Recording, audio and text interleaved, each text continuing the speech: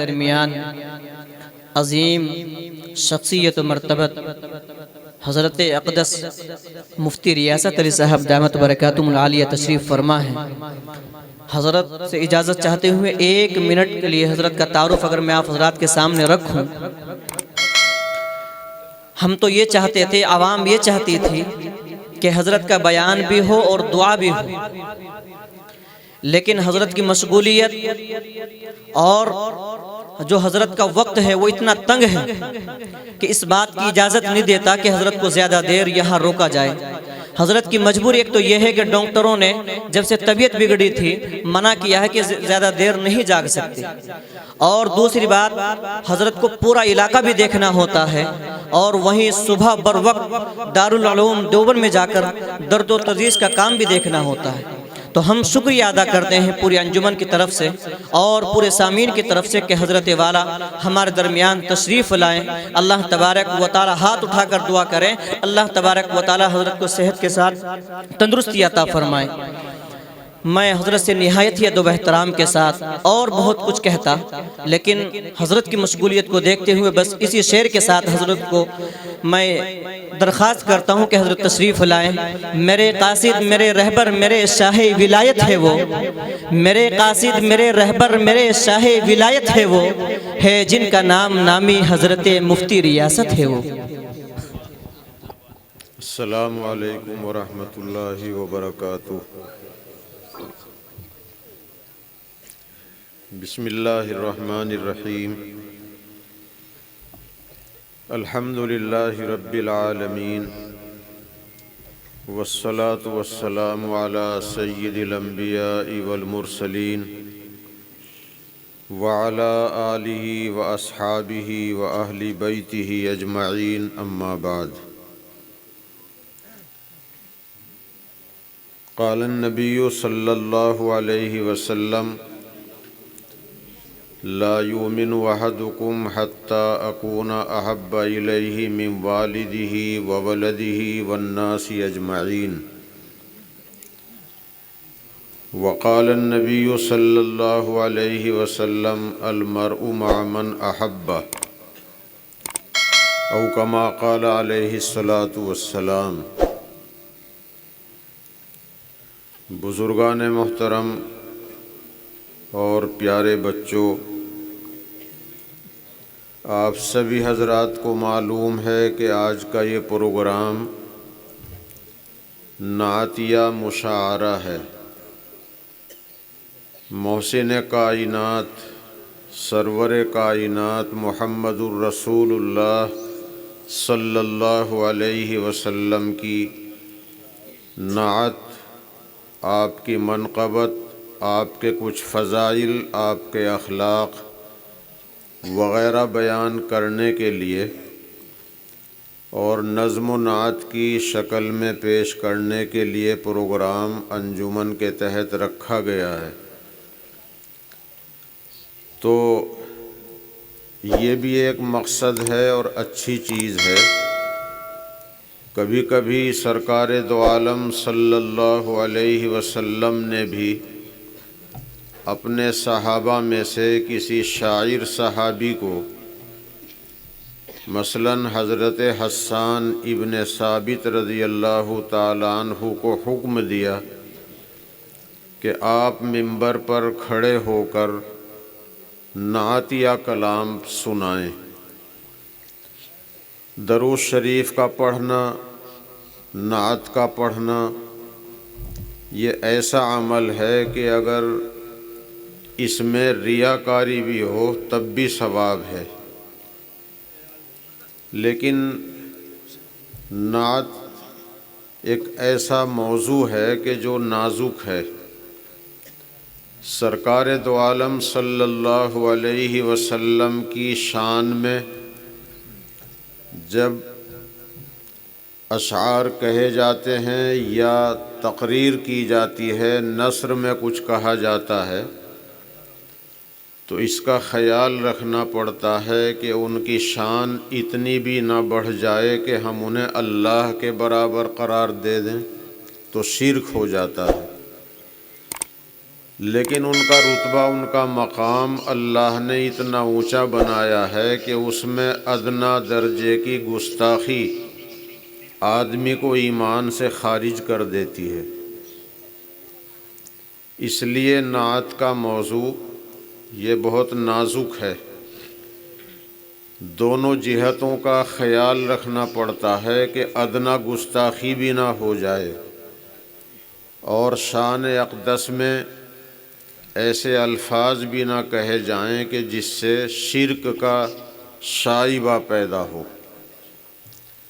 مرتبہ ان کا اتنا اونچا ہے کہ قرآن پاک اللہ کی صفت ہے، اللہ کی مخلوق نہیں ہے، اور اللہ کے سوا جو بھی کچھ ہے تمام جہانوں میں وہ سب اللہ کی مخلوق ہے، یعنی سب کچھ اللہ کا بنایا ہوا ہے، اور بنائی ہوئی چیز اپنے بنانے والے کے برابر نہیں ہو سکتی۔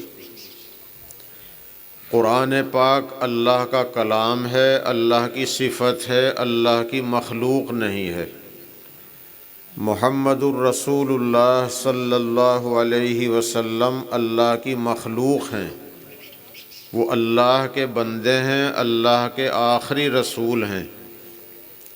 التحیات کے اخیر میں ہم اشہد ان لا الہ الا اللہ واشہد ان محمدً عبدہ ورسولہ، اس میں اسی کی شہادت دیتے ہیں کہ حضرت محمد صلی اللہ علیہ وسلم اللہ کے بندے ہیں اور اس کے رسول ہیں۔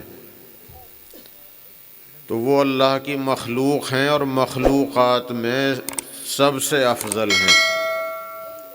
قرآن پاک مخلوق نہیں، رسول اللہ کی مخلوق ہے، لیکن ان کا مقام، ان کا مرتبہ اتنا اونچا ہے کہ اہل سنت و جماعت یہ طے نہیں کر سکے کہ مرتبہ قرآن کا بڑا ہے یا رسول اللہ کا درجہ بڑا ہے۔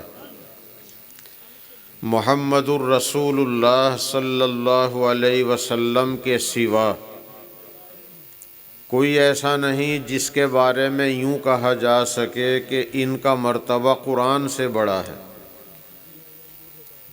لیکن نبی اکرم صلی اللہ علیہ وسلم کے لیے خاموشی اختیار کرنا ضروری ہے۔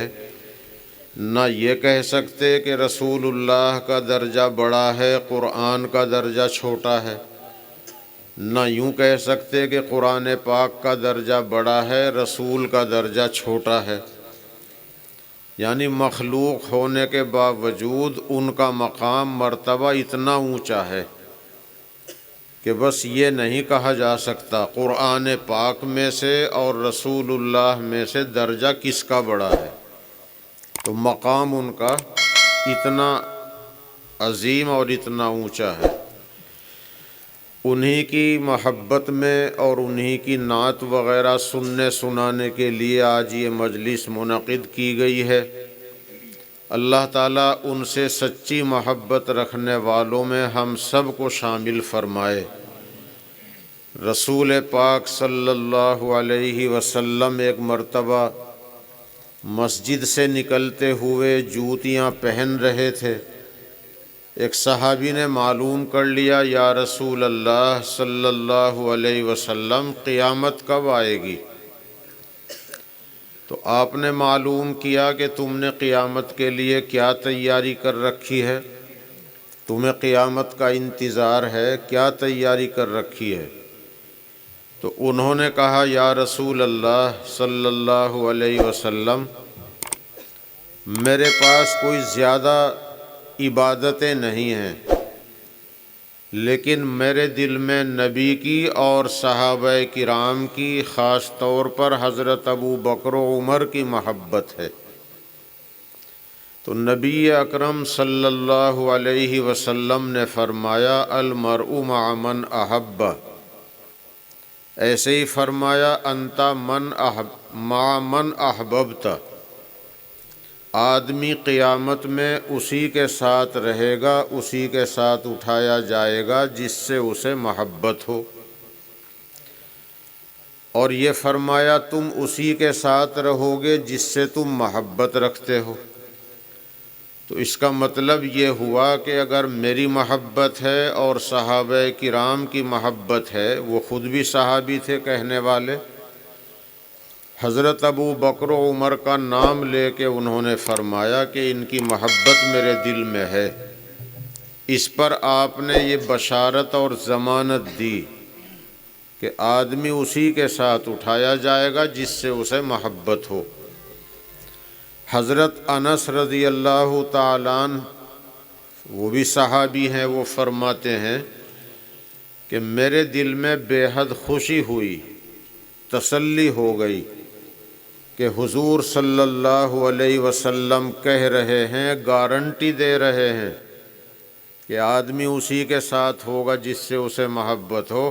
تو میرے دل میں بھی ابو بکر و عمر کی محبت ہے، یعنی صحابہ کرام کی محبت ہے، نبی کی محبت ہے، تو ہمارا کام بن گیا، میں بھی انہی کے ساتھ اٹھایا جاؤں گا۔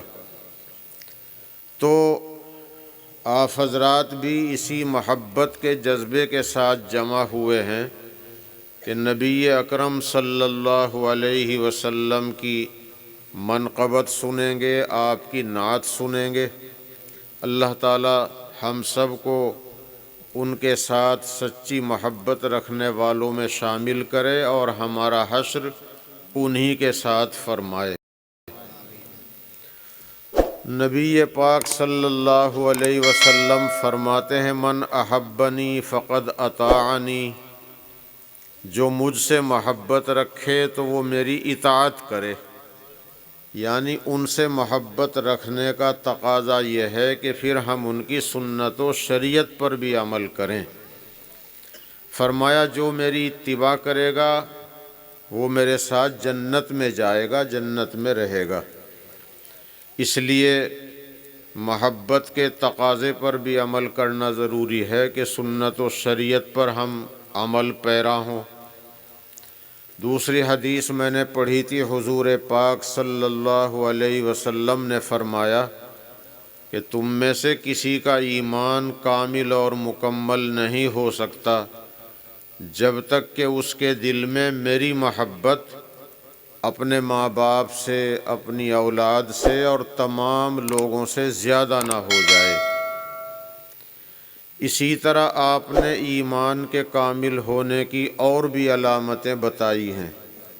ایک حدیث میں ارشاد فرماتے ہیں کہ تم میں سے کسی کا ایمان کامل اور مکمل نہیں ہو سکتا جب تک کہ اس کی چاہت اور اس کا چال چلن، اس کی چاہت اس دین کے تابع نہ ہو جائے جس دین کو لے کر میں آیا ہوں۔ ایسے ہی آپ نے فرمایا کہ وہ آدمی پکا سچا مومن نہیں، جیسا کہ ابھی مجھ سے پہلے کوئی نعت خواں یا تقریر میں کہہ رہے تھے کہ رسول اللہ صلی اللہ علیہ وسلم نے فرمایا ہے کہ جو آدمی پیٹ بھر کر شکم سیر ہو کر سو رہا ہو اور اس کا پڑوسی بھوکا ہو تو اس کا ایمان کامل اور مکمل نہیں۔ ایسے ہی ایک مرتبہ آپ نے 3 مرتبہ قسم کھا کر فرمایا، واللہ لا یؤمن واللہ لا یؤمن، اللہ کی قسم پکا مومن نہیں۔ صحابہ کرام نے معلوم کیا، یا رسول اللہ صلی اللہ علیہ وسلم کون پکا مومن نہیں؟ تو آپ نے فرمایا وہ آدمی پکا مومن نہیں کہ جس کے پڑوسی اس کی تکلیفوں سے، اذیتوں، شرارتوں سے محفوظ نہ ہو۔ یعنی اگر پڑوسی کو پڑوسی سے تکلیف پہنچ رہی ہے تو جس پڑوسی سے پڑوسی کو تکلیف پہنچتی ہے سمجھو اس کا ایمان کامل اور مکمل نہیں۔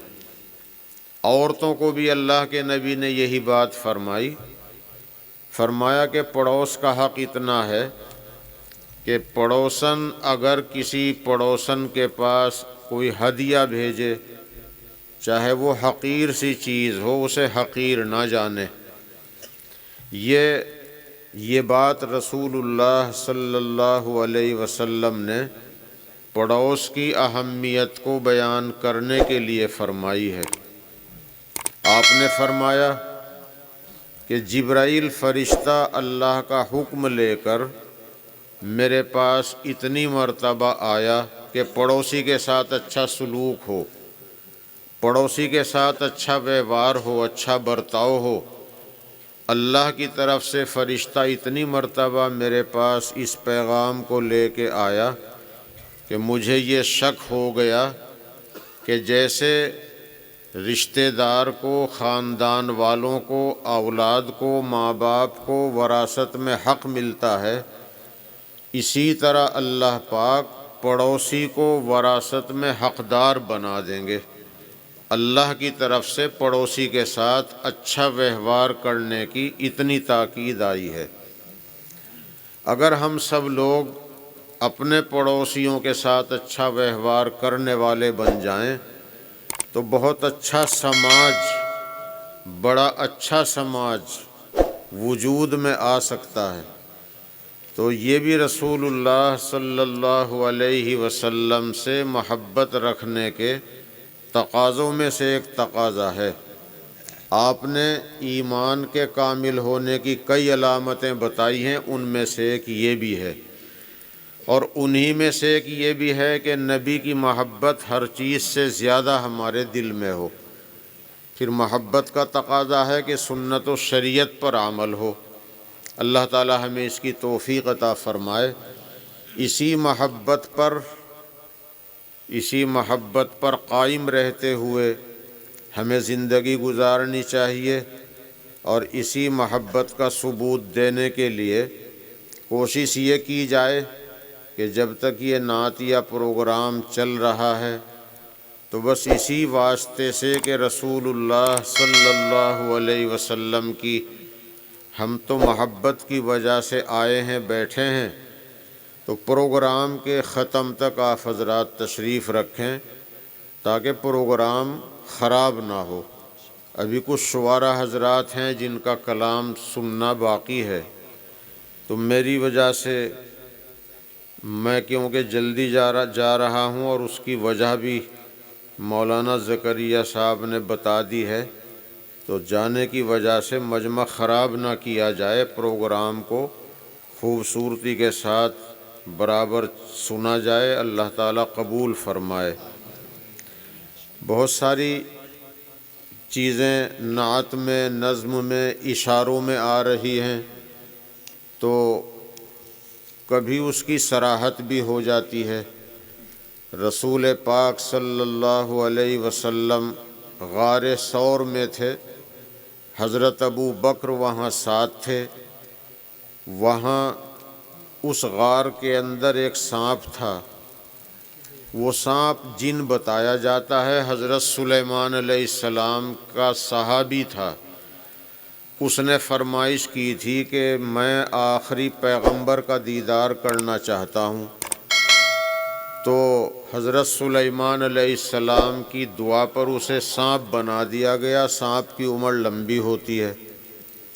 وہ سانپ اس غار کے اندر چھپا ہوا تھا، اسے یہ بتایا گیا تھا کہ آخری پیغمبر صلی اللہ علیہ وسلم فلاں موقع پر مکے سے مدینہ جاتے ہوئے اس غار میں ٹھہریں گے، تو اس غار میں جا کے رہ، تجھے ان کی زیارت، ان کا دیدار ہو جائے گا۔ تو اس غار کے اندر جب رسول اللہ صلی اللہ علیہ وسلم دشمنوں کے ڈر کی وجہ سے اور خوف کی وجہ سے چھپ گئے، حضرت ابو بکر اس غار میں پہلے گئے تاکہ صفائی کر دیں۔ جتنے سوراخ تھے ان سوراخوں میں اپنی چادر پھاڑ پھاڑ کر چیتھڑوں سے سوراخ بند کر دیے۔ ایک سوراخ رہ گیا، اللہ کی قدرت، چادر ختم ہو گئی، سوراخ ایک باقی رہ گیا۔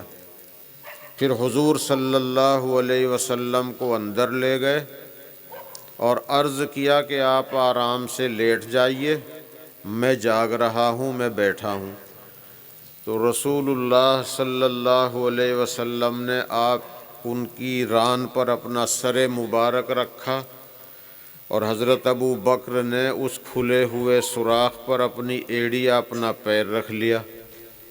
جو سوراخ رہ گیا تھا بند ہونے سے اس میں پیر رکھ لیا، تو وہ جو سانپ تھا وہ اسی سوراخ میں تھا۔